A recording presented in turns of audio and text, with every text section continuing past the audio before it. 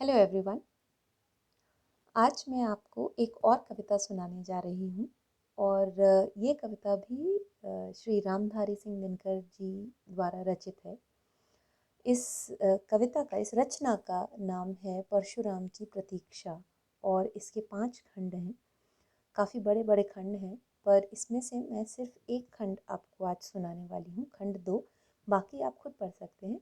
सारे ही खंड बहुत बहुत बढ़िया हैं, बहुत अच्छे लिखे हुए हैं, पर पर्सनली मुझे खंड 2 बहुत ही इम्प्रेस करता है, बहुत ही एक्साइटिंग लगता है। तो इसलिए मैं आज आपको खंड 2 सुना रही हूँ, पर आप बाकी के खंड ज़रूर पढ़ें। और बहुत ही, जैसा कि रामधारी सिंह दिनकर जी की रचनाओं में रस होता है, वीर रस, बहुत ही ओज से भरी हुई रचनाएं, वैसी ही रचना ये भी है, परशुराम की प्रतीक्षा। तो कविता सुनते हैं। परशुराम की प्रतीक्षा, खंड 2। हे वीर बंधु दाई है कौन विपद का, हम दोषी किसको कहें तुम्हारे वध का। यह गहन प्रश्न कैसे रहस्य समझाएं, 10-20 अधिक हों तो हम नाम गिनाएं। पर कदम कदम पर यहाँ खड़ा पातक है, हर तरफ लगाए घात खड़ा घातक है। घातक है जो देवता सदृश दिखता है, लेकिन कमरे में गलत हुक्म लिखता है। जिस पापी को गुण नहीं गोत्र प्यारा है, समझो उसने ही हमें यहाँ मारा है। जो सत्य जानकर भी न सत्य कहता है, या किसी लोभ के विवश मूक रहता है, उस कुटिल राजतंत्री कदर्य को धिक है। यह मूक सत्य हंता कम नहीं वधिक है।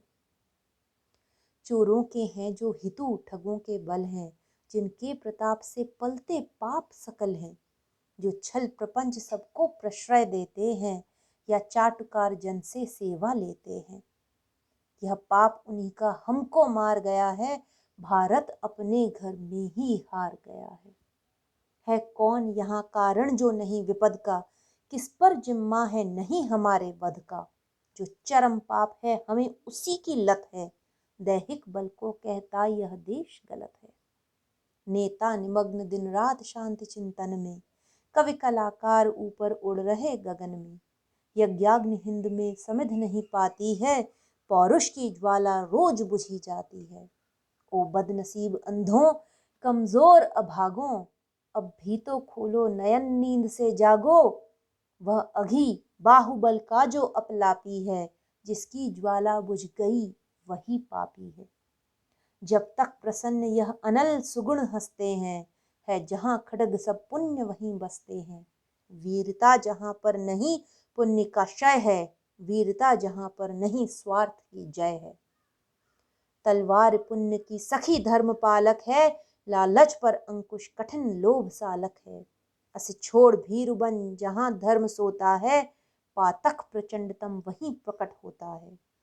तलवारें सोती जहाँ बंद मियानों में, किस्मतें वहाँ सड़ती हैं तहखानों में। बलवेदी पर बालियां नथें चढ़ती हैं, सोने की ईंटें मगर नहीं कढ़ती हैं। पूछो कुबेर से कब सुवर्ण वे देंगे, यदि आज नहीं तो सुयश और कब लेंगे। तूफान उठेगा प्रलय बाण छूटेगा, है जहां स्वर्ण बम वहीं स्यात फूटेगा। जो करें किंतु कंचन यह नहीं बचेगा, शायद सुवर्ण पर ही संहार मचेगा। हम पर अपने पापों का बोझ न डालें, कह दो सबसे अपना दायित्व संभालें। कह दो प्रपंचकारी कपटी जाली से, आलसी अकर्मठ काहिल हड़ताली से। सीलें ज़बान चुपचाप काम पर जाएं, हम यहाँ रक्त वे वहाँ घर में स्वेद बहाएं।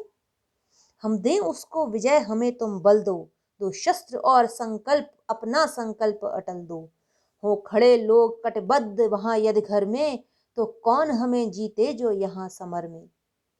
हो जहां कहीं भी अनय उसे रोको रे, जो करें पाप शशि सूर्य उन्हें टोको रे। जा कहो पुण्य यदि बढ़ा नहीं शासन में, या आग सुलगती रही प्रजा के मन में। तामस बढ़ता यदि गया ढकेल प्रभा को, निर्बंध पंथ यदि नहीं मिला प्रतिभा को। रिप नहीं यही अन्याय हमें मारेगा, अपने घर में ही फिर स्वदेश हारेगा। रिप नहीं यही अन्याय हमें मारेगा, अपने घर में ही फिर स्वदेश हारेगा। इसके बाकी खंड भी बहुत अच्छे लिखे हुए हैं और बहुत ही सामयिक हैं, जिसे हम कंटेक्चुअल कहते हैं। आज भी उनकी लिखी हुई ये पंक्तियाँ इतनी अ, अ, समय के अनुकूल महसूस होती हैं। सब तरफ जिस तरीके से कुशासन और अनीति का बोलबाला है, ऐसा देख के लगता है कि बिल्कुल सही बात कही गई है और ऐसा ही होना भी चाहिए। तो बहरहाल कविता को एंजॉय करिए और समय मिले तो रामधारी सिंह दिनकर जी की ये कविता और इसके सारे खंड ज़रूर पढ़िए। बहुत बेहतरीन कविता है। तब तक के लिए बाय बाय।